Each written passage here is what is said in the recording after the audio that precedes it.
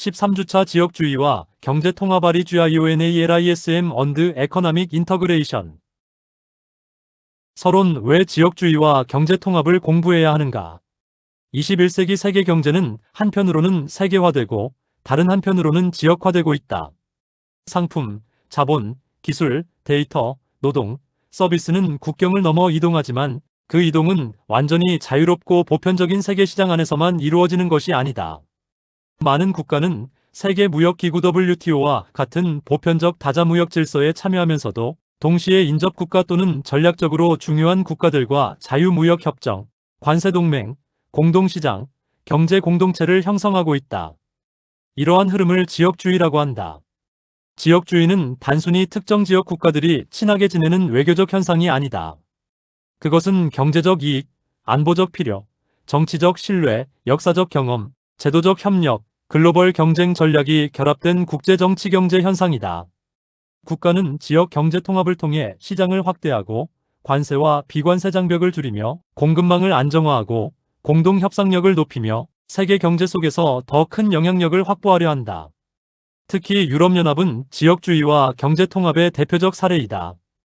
유럽연합은 단순한 자유무역 협정을 넘어 관세동맹, 단일시장, 공동정책, 공동통화, 초국가적 제도까지 발전시킨 매우 높은 수준의 지역통합체이다. 현재 유럽연합은 27개 회원국으로 구성되어 있으며 단일시장과 관세동맹을 기반으로 상품, 서비스, 자본, 사람의 자유로운 이동을 추구한다. 유럽연합 공식 자료도 EU 회원국이 27개국임을 명시하고 있다. 따라서 지역주의와 경제통합을 이해하는 것은 현대 세계 경제를 이해하는 데 필수적이다. 오늘날 세계 경제는 완전한 자유무역 체제도 아니고 완전한 보호주의 체제도 아니다. 그것은 다자주의, 지역주의, 양자협정, 경제안보, 공급망 재편이 복합적으로 얽힌 구조이다. 이 강의에서는 지역주의의 개념, 유럽연합 사례, 경제통합 단계, 그리고 지역경제 블록화의 의미와 한계를 살펴본다. 지역주의의 개념 1. 지역주의란 무엇인가? 지역주의란 지리적으로 인접하거나 정치경제적으로 밀접한 국가들이 공동의 이익을 위해 제도적 협력과 통합을 추진하는 현상을 의미한다. 영어로는 REGIONALISM이라고 한다. 지역주의는 특정 지역 국가들이 경제, 안보, 정치, 사회, 문화 영역에서 협력의 틀을 만들고 이를 통해 상호 의존을 심화시키는 과정이다. 경제적 의미에서 지역주의는 둘 이상의 국가가 무역 장벽을 낮추고 시장을 통합하며 공동 규칙을 형성하는 것을 의미한다. 대표적인 형태로 자유무역협정, 관세동맹, 공동시장, 경제연합, 통화동맹 등이 있다. 지역주의는 단순한 무역 확대를 넘어서 제도와 정책의 조정을 포함한다. 지역주의는 세계화와 모순되는 것처럼 보이지만 실제로는 세계화의 한 형태이기도 하다. 세계화가 전 지구적 차원에서 경제적 연결을 확대하는 과정이라면 지역주의는 특정 지역 단위에서 그 연결을 더 깊고 제도적으로 만드는 과정이다. 즉 지역주의는 세계화를 대체하기도 하지만 동시에 세계화를 조직화하는 방식이기도 하다. 예를 들어 한 국가가 모든 국가와 동일한 조건으로 무역하는 것은 다자주의에 가깝다. 반면 특정 국가들과만 관세를 낮추고 공동규칙을 만들고 지역 내 시장을 통합하는 것은 지역주의이다. WTO는 세계 무역의 보편적 규칙을 다루는 다자기구이며 그 주요 기능은 무역이 가능한 한 원화라고 예측 가능하며 자유롭게 흐르도록 하는 것이다. 그러나 현실 세계에서는 WTO 중심의 다자주의와 지역무역협정 중심의 지역주의가 동시에 존재한다. 지역주의가 등장하는 이유. 지역주의가 등장하는 이유는 여러 가지이다. 첫째, 경제적 효율성 때문이다. 인접 국가들이 관세를 낮추고 시장을 통합하면 기업은 더 넓은 시장에서 생산과 판매를 할 수 있다. 소비자는 더 다양한 상품을 낮은 가격에 이용할 수 있다. 규모의 경제가 발생하고 경쟁이 촉진되며 투자와 기술이 이동하기 쉬워진다. 둘째, 협상력 강화를 위해서이다. 개별 국가는 세계 경제에서 영향력이 작을 수 있지만 지역 블록으로 결합하면 국제무역 협상에서 더 큰 힘을 가질 수 있다. 유럽연합이 대표적이다. 개별 유럽 국가는 미국이나 중국과 비교해 상대적으로 작을 수 있지만 EU라는 하나의 경제권으로 행동하면 세계 무역, 환경 규제, 디지털 규범, 경쟁 정책에서 큰 영향력을 행사할 수 있다. 셋째, 정치적 안정과 평화를 위해서이다. 경제통합은 단순히 경제적 이익만을 위한 것이 아니다. 유럽 통합의 중요한 배경에는 두 차례 세계대전 이후 유럽에서 다시 전쟁이 일어나지 않도록 하려는 정치적 목적이 있었다. 석탄과 철강 같은 전략 산업을 공동 관리하면 전쟁 준비가 어려워지고 국가 간 상호 의존이 깊어져 평화가 촉진될 수 있다는 논리였다. 넷째, 공급망 안정 때문이다. 최근에는 코로나19 팬데믹, 미중 전략 경쟁, 러시아 마이너스 우크라이나 전쟁, 에너지 위기, 반도체 부족 등을 경험하면서 지역 단위의 공급망 안정성이 중요해졌다. 과거에는 가장 저렴한 곳에서 생산하는 것이 중요했다면 이제는 신뢰할 수 있는 지역 안에서 안정적으로 공급망을 운영하는 것이 중요해졌다. 다섯째, 글로벌 경쟁에 대한 대응이다. 미국, 중국, EU, ASEAN, CPTPP, USMCA 등 주요 경제권은 각자의 규칙과 표준을 만들고 있다. 지역주의는 단순한 내부 협력이 아니라 외부 경쟁에 대응하는 전략이 된다. 3. 지역주의와 다자주의의 관계. 지역주의와 다자주의는 긴장관계와 보완관계를 동시에 가진다. 다자주의는 모든 회원국이 공통의 규칙에 따라 무역과 협력을 추진하는 방식이다. WTO 체제가 대표적이다. 다자주의는 보편성과 개방성이 강하다는 장점이 있다. 그러나 많은 국가가 참여하기 때문에 합의가 어렵고 협상이 느리며 국가 간 이해관계가 복잡하다는 단점이 있다. 반면 지역주의는 소수 또는 특정 지역 국가들이 빠르게 협력할 수 있다는 장점이 있다. 이해관계가 비교적 비슷한 국가들이 모이기 때문에 협정 체결과 제도 조정이 쉬울 수 있다. 그러나 지역주의는 배타성을 가질 수 있다. 지역 안의 국가는 혜택을 얻지만 지역 밖의 국가는 차별을 받을 수 있다. 따라서 지역주의는 다자주의를 보완할 수도 있고 약화시킬 수도 있다. 지역 무역 협정이 무역 자유화를 촉진하고 세계 경제 통합을 확대한다면 다자주의의 보완물이 된다. 그러나 지역 블록이 폐쇄적이고 배타적으로 운영되어 외부 국가를 차별한다면 세계 경제를 분절화할 수 있다. 유럽연합 사례 분석 1. 유럽연합의 역사적 배경. 유럽연합은 현대 지역 통합의 가장 발전된 사례이다. 유럽 통합의 출발점은 제2차 세계대전 이후의 평화 구축이었다. 유럽은 두 차례 세계대전을 겪으면서 민족주의, 군비 경쟁, 경제위기, 세력균형 정치가 얼마나 파괴적인 결과를 낳는지 경험했다. 특히 프랑스와 독일의 갈등은 유럽 전쟁의 핵심 축이었다. 전후 유럽 지도자들은 전쟁을 막기 위해 단순한 외교협정이 아니라 경제적 상호의존과 제도적 통합을 추진했다. 그 첫 출발은 1951년 유럽 석탄 철강 공동체였다. 석탄과 철강은 당시 군수산업과 산업생산의 핵심 자원이었기 때문에 이를 공동 관리한다는 것은 전쟁 능력을 공동 통제한다는 의미를 가졌다.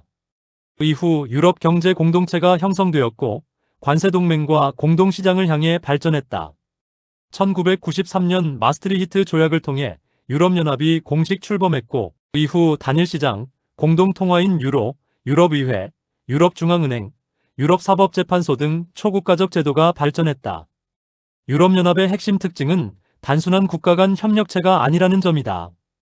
이유는 회원국 정부 간 협력의 성격도 가지고 있지만 동시에 초국가적 제도와 법질서를 가진 독특한 정치경제체이다. 그래서 이유는 종종 연방과 국가연합의 성격을 동시에 가진 독특한 정치체로 설명된다. 기. 유럽연합의 경제통합 구조. 유럽연합 경제통합의 핵심은 관세동맹과 단일시장이다.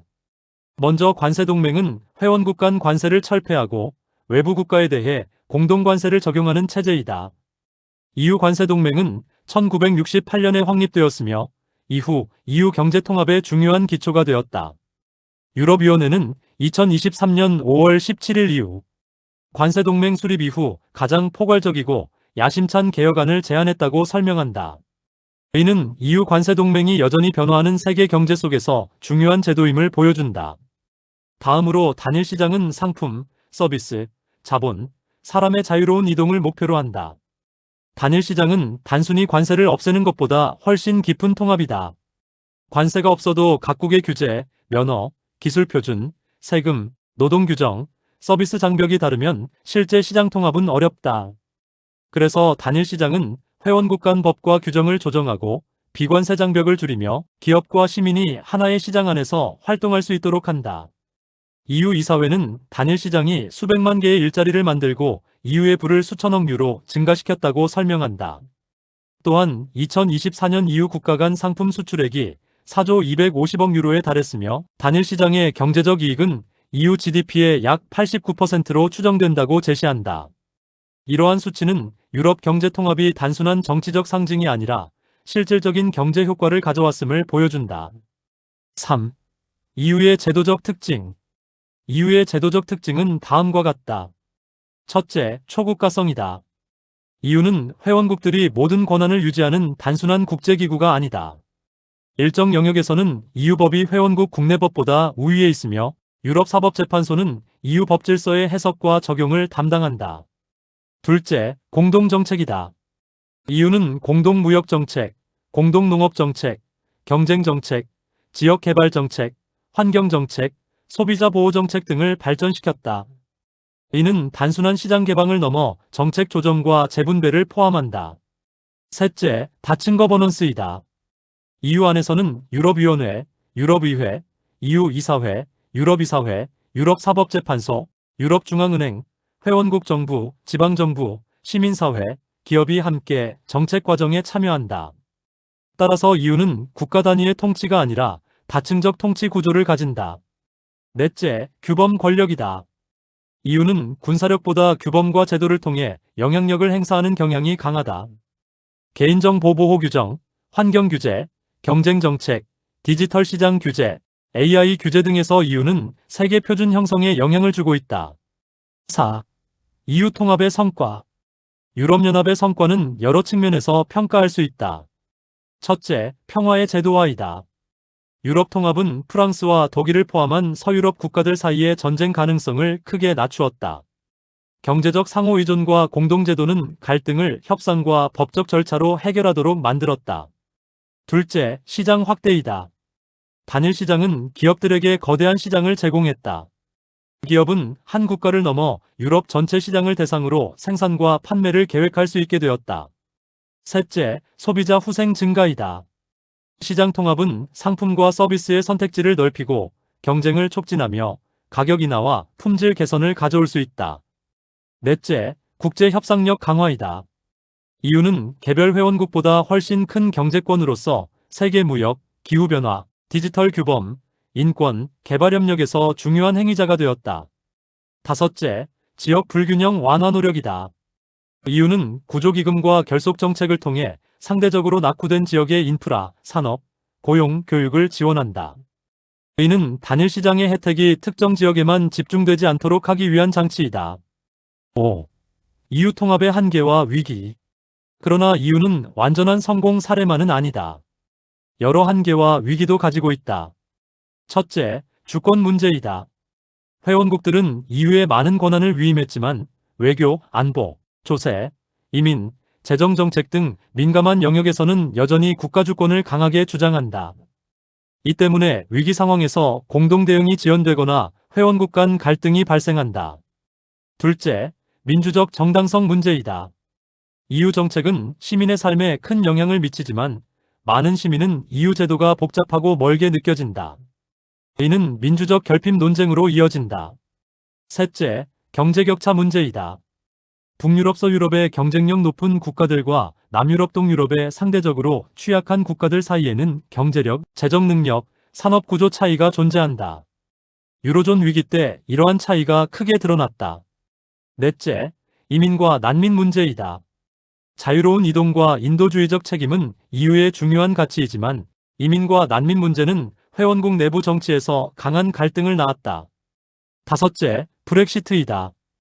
영국의 EU 탈퇴는 유럽 통합이 되돌릴 수 없는 과정이 아니라는 점을 보여주었다.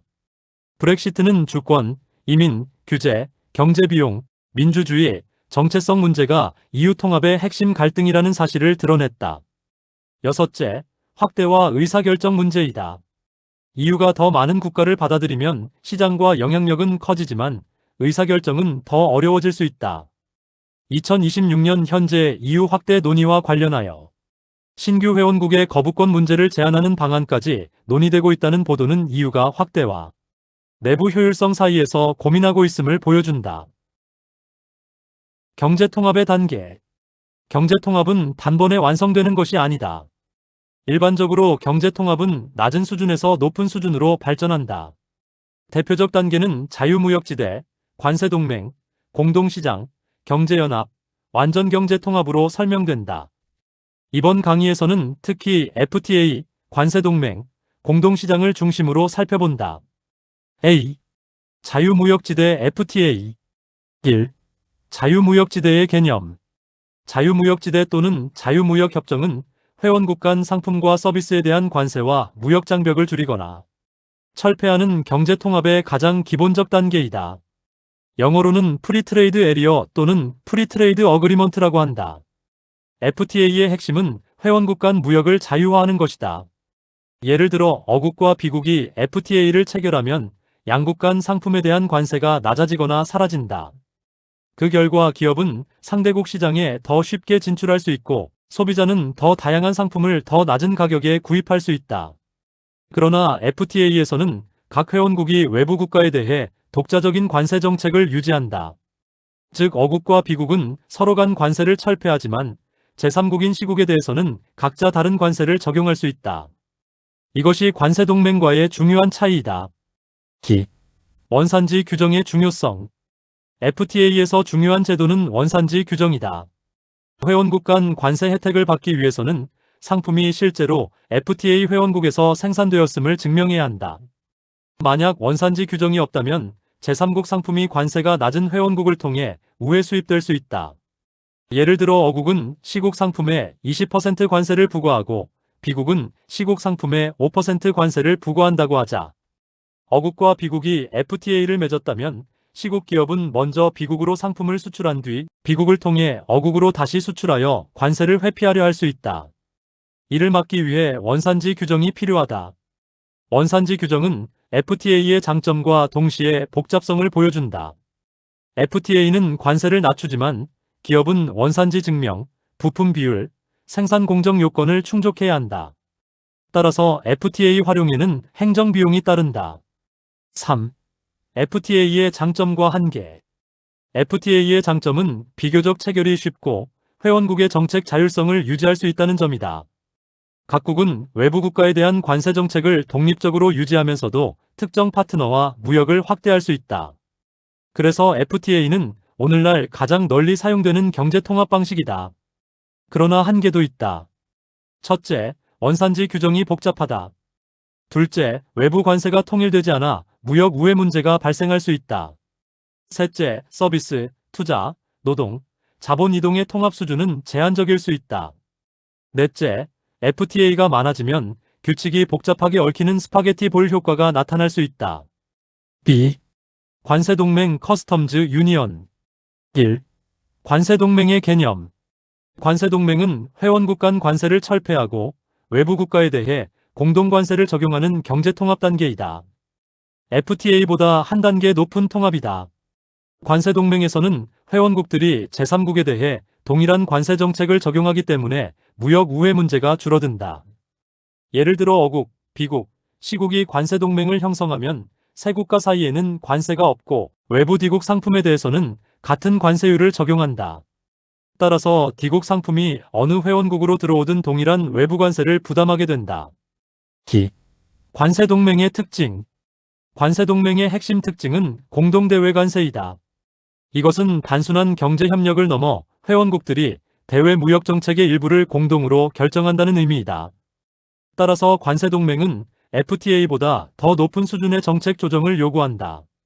관세동맹에서는 회원국들이 독자적으로 외부 국가와 관세협정을 체결하기 어렵다.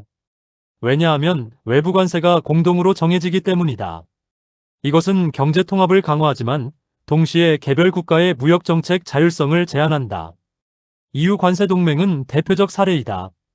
EU 회원국들은 내부적으로 상품 이동의 장벽을 줄이고 외부 세계에 대해서는 공동무역정책과 공동관세를 적용한다. EU 이사회는 EU 관세동맹이 일자리, 경쟁력, 혁신, 단일시장 발전에 중요한 역할을 해왔다고 설명한다. 3. 관세동맹의 장점과 한계. 관세동맹의 장점은 다음과 같다. 첫째, 무역 우회를 줄인다. 둘째, 회원국 간 시장 통합을 강화한다. 셋째, 외부 국가와의 협상에서 공동 협상력을 높인다. 넷째, 기업의 무역 환경을 단순화한다. 그러나 한계도 있다. 첫째, 대외 무역 정책의 자율성이 줄어든다. 둘째, 공동관세 수준을 둘러싸고 회원국 간 갈등이 발생할 수 있다. 셋째, 산업 구조가 다른 국가들 사이에서는 공동관세가 어떤 국가에는 유리하고 다른 국가에는 불리할 수 있다. 공동시장 카먼 마켓. 1. 공동시장의 개념. 공동시장은 관세동맹보다 더 높은 수준의 경제통합이다. 공동시장은 회원국 간 상품 이동뿐 아니라 서비스, 자본, 노동의 자유로운 이동까지 보장하는 체제이다. 즉, 공동시장의 핵심은 4가지 자유이다. 상품의 자유로운 이동, 서비스의 자유로운 이동, 자본의 자유로운 이동, 사람의 자유로운 이동이다. 공동시장은 단순히 국경에서 관세를 없애는 것만으로는 불가능하다. 노동자가 다른 회원국에서 일할 수 있어야 하고, 기업이 다른 회원국에서 서비스를 제공할 수 있어야 하며, 자본이 자유롭게 투자될 수 있어야 한다. 또한 자격증, 기술 표준, 법적 규제, 소비자 보호, 경쟁 정책 등이 조정되어야 한다. EU 단일 시장은 공동시장의 대표적 사례이다. EU의 단일 시장은 상품, 서비스, 자본, 사람의 자유로운 이동을 바탕으로 유럽 전체를 하나의 경제 공간으로 만들려는 시도이다. EU의 공식 포털은 EU가 어떻게 작동하는지 회원국과 역사, 법적 기반, 시민의 권리 등을 설명하면서 EU의 제도적 정치적 통합성을 보여준다. 공동시장의 효과. 공동시장은 여러 효과를 가져온다. 첫째, 시장 규모가 확대된다. 기업은 더 큰 시장을 대상으로 생산할 수 있고 규모의 경제를 실현할 수 있다. 둘째, 경쟁이 촉진된다. 회원국 내 독점 기업은 다른 회원국 기업과 경쟁해야 하므로 효율성을 높여야 한다. 셋째, 노동과 자본의 배분이 효율화된다. 노동자는 더 나은 일자리를 찾아 이동할 수 있고 자본은 더 높은 수익을 찾아 투자될 수 있다. 넷째, 소비자 선택이 확대된다. 소비자는 더 다양한 상품과 서비스를 이용할 수 있다. 다섯째, 장기적으로 정치적 통합의 기반이 형성된다. 사람, 기업, 자본, 서비스가 자유롭게 이동하면 국가 간 상호 의존이 깊어지고 공동정책의 필요성도 커진다. 3. 공동시장의 한계. 공동시장은 높은 수준의 통합인 만큼 어려움도 크다. 첫째, 노동이동에 대한 사회적 갈등이 발생할 수 있다. 노동력이 자유롭게 이동하면 일부 지역에서는 임금 경쟁, 복지 부담, 문화적 갈등이 나타날 수 있다. 둘째, 규제 조화가 어렵다. 각국은 서로 다른 법체계, 노동규정, 세금제도, 소비자 보호 기준, 자격제도를 가지고 있다. 이를 조정하는 과정에서 정치적 갈등이 발생한다. 셋째, 경제력이 약한 지역이 불리해질 수 있다. 단일 시장 안에서 경쟁이 강화되면 경쟁력 있는 지역과 산업은 더 성장하지만 취약한 지역과 산업은 어려움을 겪을 수 있다.